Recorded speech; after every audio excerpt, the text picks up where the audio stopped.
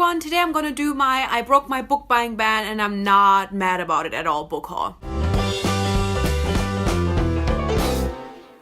So yeah, in my last book haul, which I know it seems like it was just a couple of weeks ago, I did film that end of June, so let's just let that sink in again, you know? It's been a couple of weeks. I mean, honestly, at this point, I'm questioning, like, I don't do book buying bans a lot anyway, but if I do them, I do not take them seriously. I just don't care. If I want to buy books, I just buy them. I do have to say I was doing pretty well with my book buying ban and I really didn't have a big urge to buy any books. But then I found myself on the used store website simply because I needed a sequel and I wanted to see if they had it available. And they had it available. Then I was like, oh, that's good to know. I wasn't even thinking about buying yet. Then the next day, I did the huge mistake and looked into the email that they send me every day where they show which books that I have on my wish list are available currently. And they had one book available that I have already read that I really loved and really wanted a physical copy of. They had a book available that is a release that only came out this year. And they had a book available that I have never seen available before. And they had a sale. I was like, this is a sign. Okay, I'm just gonna stop explaining. I'm just gonna go into the books. I'm gonna start with Of Tritan by Anna Banks. This is the sequel to Of Poseidon and the initial one that made this book haul happen. But yeah, I surprisingly really enjoyed Of Poseidon, so I'm excited to go into this one. And I just really wanted to go into this one as soon as possible. It's been so long since I properly binged a series, so I'm really excited. Then let's talk about the two books that I have already read that I bought. The first one is Dumplin by Julie Murphy. I only read this year and I had a copy from the library, but I really loved it and I really love Julie Murphy, and I also hope to get the sequel Puddin really soon, so I have this kind of duology. But yeah, I mean, a cover with a fat girl on the front is just perfect, and I love this. I love Julie Murphy. And then the other book that I have already read, which was the one where I was like, oh my god, I need this, is The Abyss Surrounds Us by Emily Skrutsky. I just love this duology so much, and I've been wanting a physical copy for so long, but these paperback copies are kind of expensive for paperbacks, and because I already spent money on, you know, buying the ebook that I initially read, I decided I would just wait until this would get available used. Oh my god, I love this duology so much. I'm so happy I have a physical copy. Like, I can show it to you if I recommend things or if I talk about amazing things, and I'm just happy. Okay, everything else are books that I have not yet read. The first one is The Big Lie by Julie Mayhew. This was recommended years ago on Books and Quilts channel. This is a alternate history of Nazi England 2014. So Hitler has won the Second World War, and this is kind of about like what England would be like today in that case. These things can be so hit or miss, and normally this is really not the kind of book that I'm interested in or would be excited to pick up, but I have heard I haven't heard a lot of things about it, but what I have heard about it sounded incredible, like really interesting. This could end up being horrible and like even offensive, but I just have high hopes for it being really good. Then I have The Wicked Deep by Shay Earnshaw. This is a YA fantasy that also might have come out this year, actually. As I said, there was one book in here that was a 2018 release that I was really excited for, but now that I'm thinking about it, I think this is also a 2018 release. 2018 has already been going on for so long, I just lose track of time.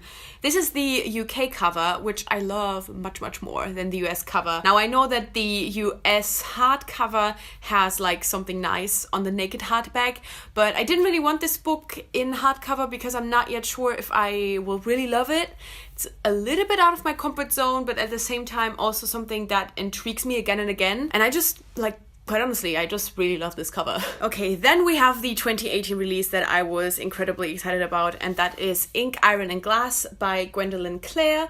This is a YA fantasy, and I'm just the cover's gorgeous. I can definitely say that. But in this case, I'm just incredibly intrigued by the synopsis. This is about a world where there is a branch of science that's called scriptology, and this is like a science where you can write whole worlds, you can change reality through writing, and the main character's mother has the ability to do that, and she's constantly changing things in reality. But then I think the world gets attacked and the mother goes missing. I don't know.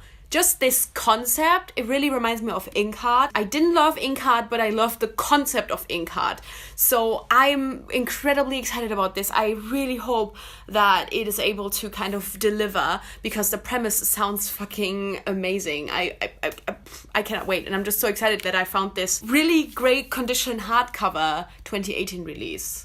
Damn. Then I have Dreamology by Lucy Keating. This is one of my anticipated releases of 2016, so another anticipated release I can catch up with if I ever, get to actually reading it. This one was kind of listed as in good condition, which can mean that the whole book can be in great condition, but that the dust jacket is missing. So this was a gamble, because I love this cover. Well, turns out it does have the dust jacket, and it is absolutely gorgeous. But now, the best part is, oh my god, yes. So this is about a girl who has been dreaming of this same guy for years and years, and always has really great adventures in her dreams with this guy, and then all of a sudden one day she goes to class and that guy is sitting next to her, but he doesn't recognize her in any way.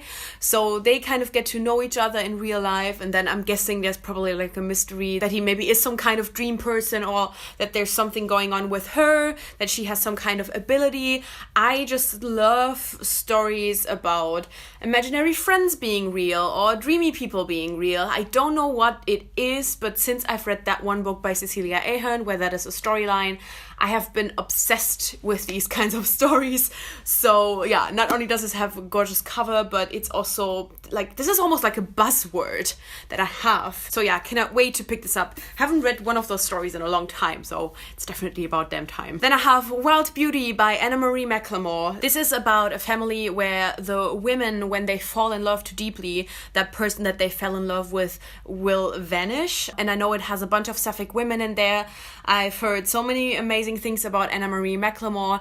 I've enjoyed the short story in All Out, and also this cover is gorgeous, and the flowers are raised and the font is raised. This is one of those books, I keep saying this keeps happening, but some books, when you hold them, you can kind of feel the magic around them, and this is definitely one of those books. So yeah, I gotta say, I didn't have this on my immediate soon to read list, but now that I kind of more or less randomly got a copy of it, this is definitely somewhere in the top 25 of books that I want to read soon. And finally, I have The Kingdom of Little Wounds by Susan Kokal. This is a book that goes way back. I added this book to my Goodreads wishlist forever ago. I've been kind of going back and forth if I want to read this. This doesn't really have great ratings, but what I've kind of gathered from most of the reviews is that people went into this thinking this is a YA fantasy, when it has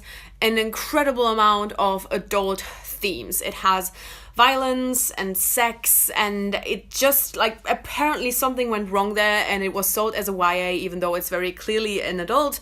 So knowing that, I'm fine. I don't mind any of these things, but I can obviously also get that, people will be upset when these things get sold as a YA book. I think this cover is gorgeous. I think all of this exterior design is gorgeous. It has sprayed edges. I was expecting it to have deckled edges, but sprayed edges I can also live with. And then I think it also has an absolutely beautiful naked spine. Look at this. This is gorgeous. Wow. Now, I'm not sure if I can get to this anytime soon. I mean, I feel like for an adult fantasy, 550 something pages is fine, but it still definitely looks intimidating in my opinion. So this is definitely not something that I foresee reading in the very near future. But as I said, there's just been a back and forth of me. Do I want to read it? Do I not want to read it? Do I want to buy it? And I'm just glad I finally have it. And yeah, just, working on that super long, super old, going all the way back wish list. Even if it might take me a little while to, get to it. Oh. I don't know, for some reason I cannot handle this stack today. So yeah, that is everything that I bought just recently, and I mean, I could act like now I want to try to go back on my book buying ban until the end of September, but I'm not even going to say it, because as I said, I don't take them seriously anyway. I was fine without them for many, many years. I'm sure I'll be fine in the future as well. My TBR though might not be. Anyway, it's like my normal phrase. If you've read any of these books, let me know if you loved them, if you hated them, what you thought about them. And if you're particularly excited for me to read any of those, please let me know as well. I say this, it doesn't necessarily mean anything, but we can still try. Trust me, I might actually end up reading it, you know. Anyway, thank you so much for watching, and I guess I'll see you soon. Bye!